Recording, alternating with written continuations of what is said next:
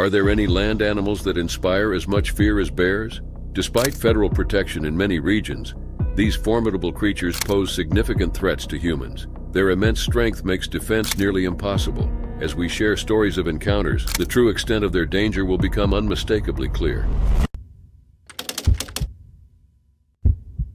Doug Inglis and Jenny Gussie, age 62, were a devoted pair who had been inseparable since high school. Their journey together, which began in their youth, took them through the twists and turns of life, weaving a story of companionship and shared experiences. They hailed from Lethbridge, Alberta, about 155 miles to the south of Calgary, where they had built their home and lives. They were also intertwined professionally. Both were employed at the Agriculture Canada lab in Lethbridge. Doug was a lab scientist, while Jenny served as the lead technician. Their profound love for the outdoors set Doug and Jenny apart, an affinity that defined their existence. The rugged landscapes of Waterton and Banff National Park served as their sanctuary, their playground, and their source of boundless joy. As nature enthusiasts, they spent years exploring and immersing themselves in the stunning beauty of these national parks. Banff National Park, nestled within the heart of the Canadian Rockies, was the backdrop for their final adventure. It was a place of awe-inspiring vistas, pristine lakes, and majestic mountains, a testament to the untamed beauty of the natural world. The couple had ventured to this wilderness many times before, and it was a place where they felt most alive.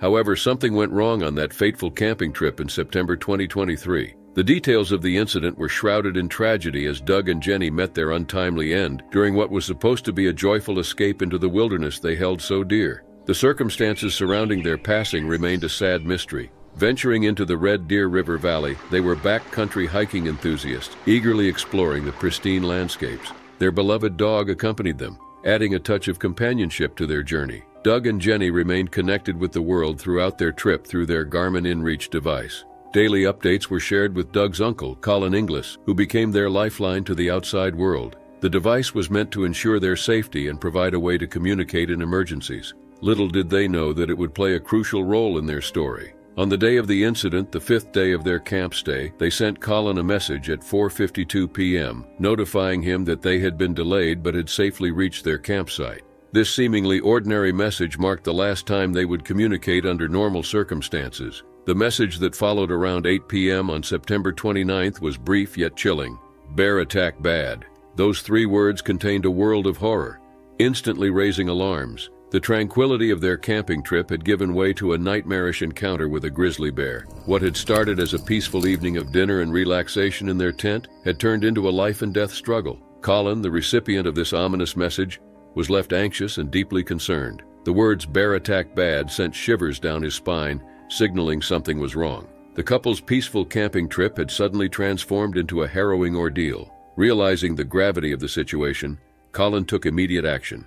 The Garmin InReach device activated an SOS signal, sending a distress call to the satellite company. This call was a plea for help and a desperate cry in the face of a terrifying situation. Simultaneously, Parks Canada received an alert about the distress call. They immediately mobilized their Wildlife Human Attack Response Team, a specialized unit trained to handle worst-case scenarios. However, the mountainous terrain and challenging weather conditions hampered their efforts. The team could not deploy a helicopter and had to navigate through the wilderness under the cover of darkness. In the silence of the night, the response team ventured into the Red Deer River Valley. Their mission was to reach the location of the distress call as quickly as possible. The fate of Doug, Jenny, and their faithful dog hung in the balance, and the team was determined to do everything in their power to reach them. Hours passed as the rescue team pressed forward through the rugged terrain, battling fatigue and the elements. It wasn't until after midnight that they finally reached the distress call site. What they discovered was a scene of profound tragedy. 2 lives had been extinguished, and their faithful dog had met the same fate. The park's rescue team thoroughly searched the area, taking in the grim reality of the situation.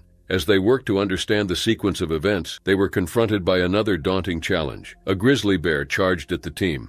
In the ensuing struggle, the bear was ultimately shot and killed. Colin Inglis offered his insights into the tragic event. He believed the couple had been inside their tent reading amid their usual evening routine. Their loyal companion Triss would likely have been nestled closely beside them, symbolizing their bond. The evidence discovered at the scene showed that the bear attack had not been a swift and clean encounter. The couple's tent had been crushed, its once safe haven torn asunder. Doug and Jenny's lifeless bodies were discovered outside the tent. Their bare feet stood as a poignant reminder of the suddenness of the attack. At least one canister of bear spray had been emptied, a testament to their desperate efforts to ward off the bear and protect themselves. Colin Inglis reflected on the ordeal, acknowledging the undeniable signs of struggle. The events of that night had been tumultuous, a fight that transcended the boundaries of the tent. In the end, Doug and Jenny lay side by side as they had in life, but now joined together in the stark reality of their untimely deaths. The tragic incident left no room for closure, only heartache and confusion. An autopsy of the aging grizzly bear was conducted.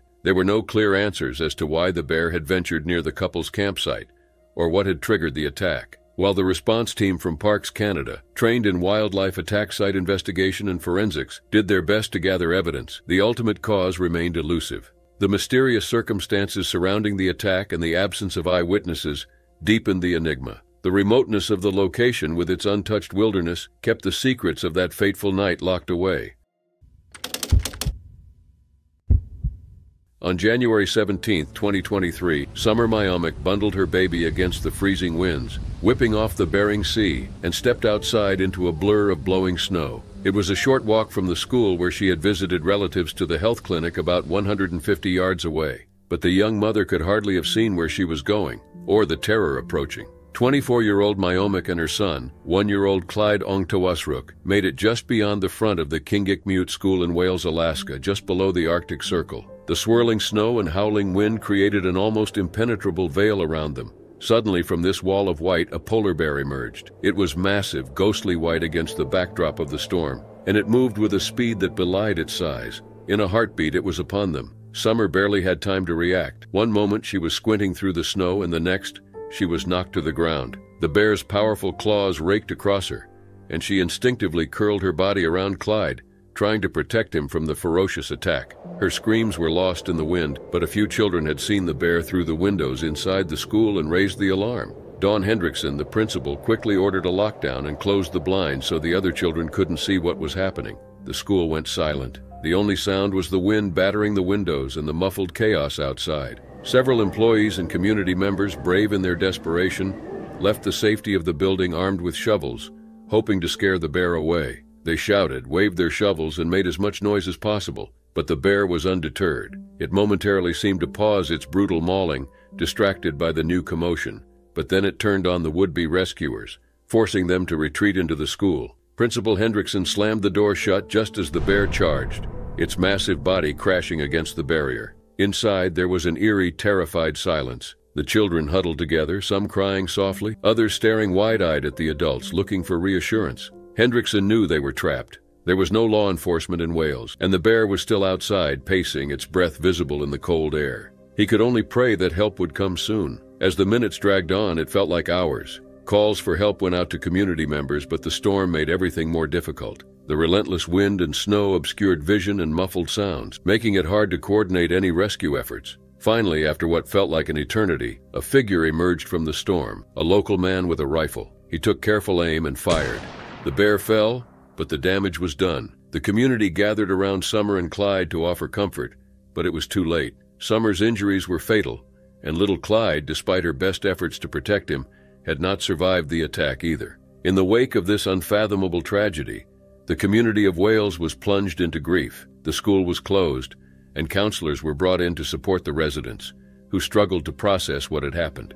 A GoFundMe page was created to help the family with funeral expenses and other needs. Alaska State Troopers spokesperson Austin McDaniel commented on the situation, highlighting the unusual circumstances that had compounded the tragedy. The snowstorm had camouflaged the bear, making it almost invisible until it was too late. The lack of runway lights at Wales Gravel Airstrip had prevented troopers from flying in an officer and a state wildlife official from Nome to investigate until the day after the incident. Investigators were baffled by the attack. While not unheard of in Alaska, polar bear encounters rarely end in such violence. Samples from the bear were taken to the state veterinarian, and the bodies of Summer and Clyde were flown to Nome for eventual transport to the state medical examiner's office in Anchorage for autopsy. They hoped the tests might reveal something to explain the bear's behavior.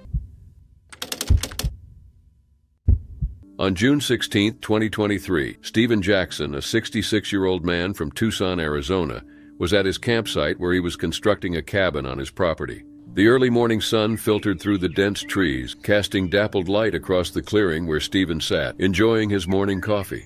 Birds chirped in the distance, and a gentle breeze rustled the leaves. It was a serene moment that Stephen cherished as he planned the day's work on his dream cabin. Stephen had always loved the outdoors. After retiring, he purchased a secluded piece of land in northern Arizona, nestled against the backdrop of the Coconino National Forest. He spent most of his days there, working tirelessly to build the cabin he had always dreamed of. That morning he felt particularly at peace, the aroma of freshly brewed coffee mixing with the earthy scent of pine.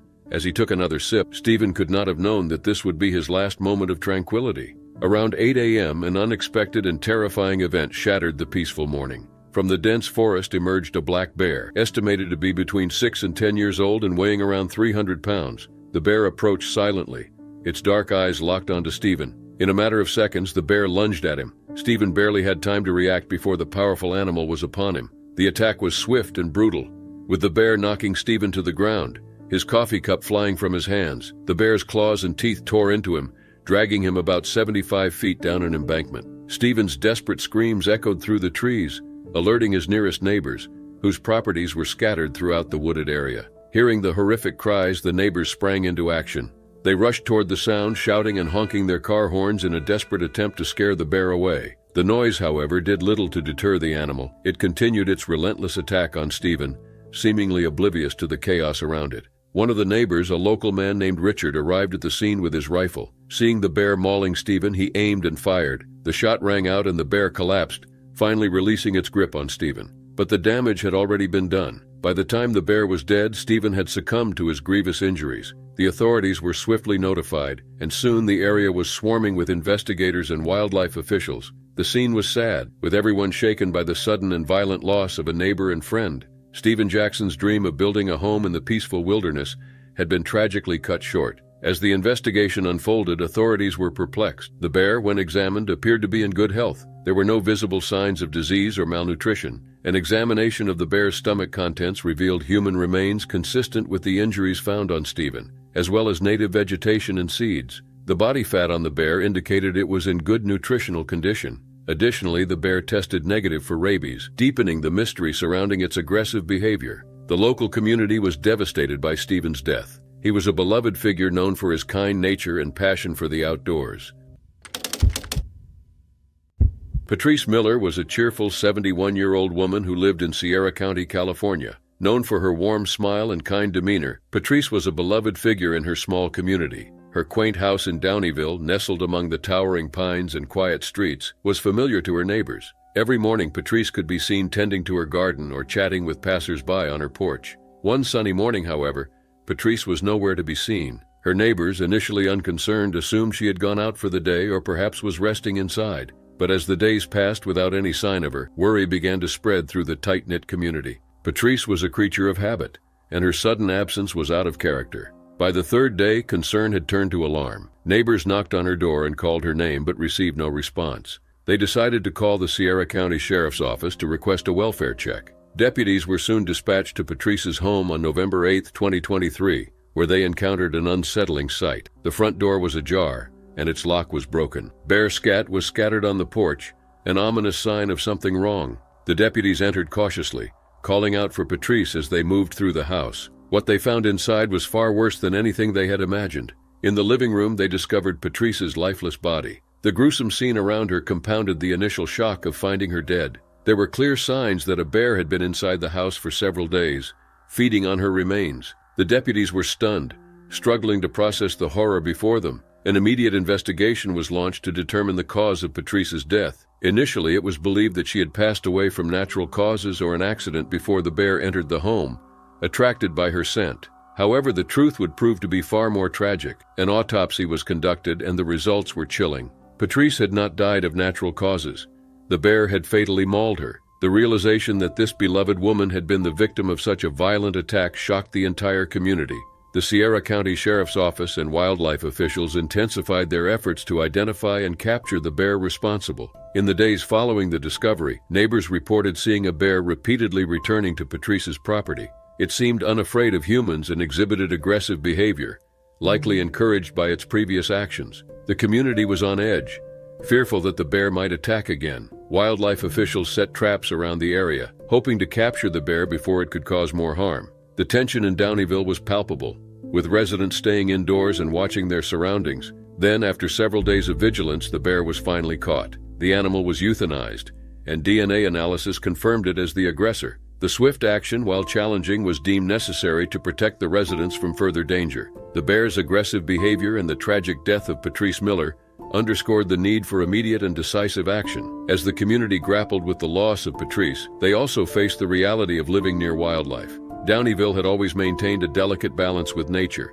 as in many rural areas. The incident with the bear served as a stark reminder of the unpredictability and potential dangers of that coexistence. Patrice's death left a void in the hearts of her neighbors. She had been more than just a familiar face. She was a friend, a confidant, a symbol of the warmth and kindness that characterized their small town.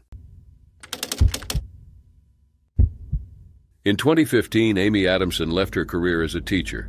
She began an adventurous journey backpacking across the U.S., chronicling her experiences in a book titled Walking Out, One Teacher's Reflections on Walking Out of the Classroom to Walk America. Each morning she would rise with the dawn and set out on foot, exploring the vast landscapes of her country. Her newfound freedom brought her immense joy, and her social media posts were filled with scenic shots and reflections on her travels. One memorable post in 2018 captured the essence of her new life. "I have nothing to lose and a world to see." Amy's days were filled with hikes, runs, and the natural beauty of places like Yellowstone National Park. She relished her new path, savoring every moment of her adventurous lifestyle. It starkly contrasted her previous life in the classroom, offering her a sense of liberation and fulfillment she had longed for. Fast forward to 2023, and Amy was in Montana, near the Buttermilk Trail west of West Yellowstone. As an avid marathon runner and hiker, she often frequented the trail early in the morning. The trail, known for its stunning views and diverse wildlife,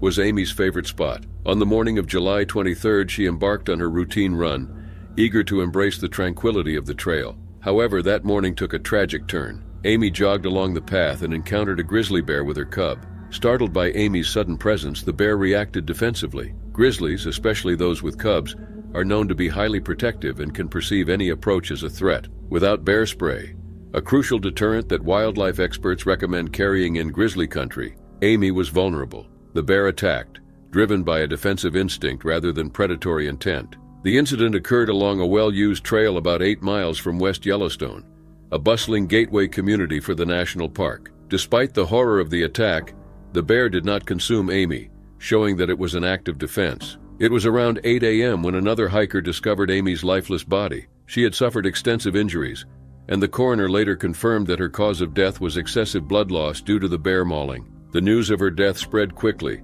sending shockwaves through the community and her family. Authorities launched an immediate investigation, and grizzly bear tracks were found at the scene, confirming the bear's presence. Amy's mother, Janet Adamson, was heartbroken. She took to Facebook to share the tragic news, expressing her sadness and writing, "My daughter died doing what she loved." Janet's post was filled with grief and pride for her daughter's adventurous spirit. Wildlife officials set traps around the site following the attack to capture the bear and prevent further incidents. Despite their efforts, the bear proved elusive, evading capture for several weeks. The situation became more dire when the same bear broke into a nearby home, exhibiting aggressive behavior that posed a significant threat to the residents. Ultimately, on September 2, 2023, the decision was made to euthanize the bear. Wildlife officials and local authorities expressed regret over the necessity of the action, but it was deemed essential to ensure the community's safety.